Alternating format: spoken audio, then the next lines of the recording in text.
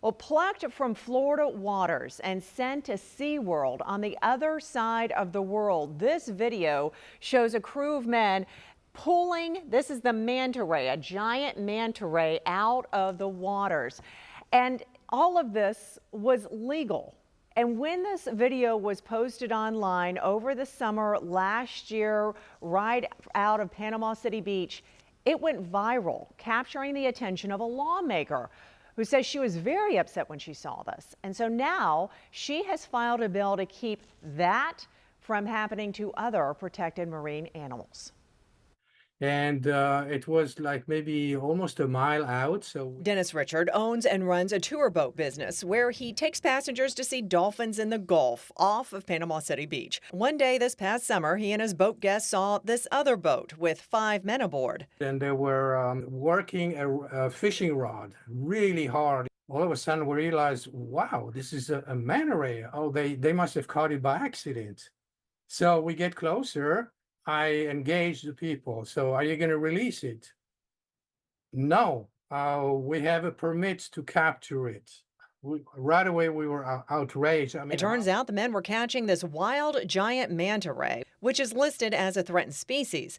The crew was hired to catch the manta ray for Sea World Abu Dhabi. One of Richard's employees shot this video. What angered me more is that they don't do that in their own turf. They come up into our waters to take the animal away. The men who caught it did it legally because of a little-known loophole in which Florida issues permits every year called special activity licenses. Those licenses enable the capture of marine animals, even ones that are threatened, for the use of scientific research, education, and display, such as in marine parks and aquariums. It was heartbreaking. Representative Lindsay Cross of St. Petersburg saw that video. Knowing that those were going to be its last moments in the wild was really hard to see. Believing that this is a loophole in Florida's system, Representative Cross has filed a bill that would close it. So this bill would really close down the practice of issuing special activity licenses for endangered and threatened marine animals for the purpose of education and exhibit. According to the Florida Wildlife Conservation Commission, on average, 15 or 4% of the 400 special activity licenses it issues each year are for collecting animals for exhibition, such as at marine parks.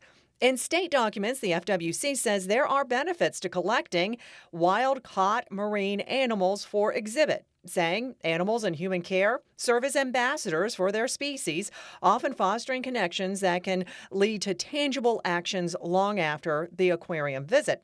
The FWC is revamping its policy for these special permits. When it comes to giant manta rays, FWC proposes reducing the number that can be caught for display from 3 animals a year to 1 animal every 2 years.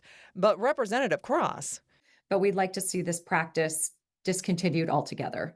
But she says there is opposition to her bill. There's also lobbyists for the aquariums and others who are talking about this, and I think are trying to make it difficult to get this bill passed. As for Richard, he's thankful to have triggered the bill, but outraged over what he saw. It's just horrible enough to do it, to capture that animal for U.S. marine parks. But it's even more outrageous to export it. We have reached out to SeaWorld Florida and SeaWorld Abu Dhabi. We have not heard back. Also, this bill has not made it very far in this legislative session, which ends Friday, and most likely will not make it to the House or Senate for a vote this year. But the sponsor of the bill has told me she's going to try again next year.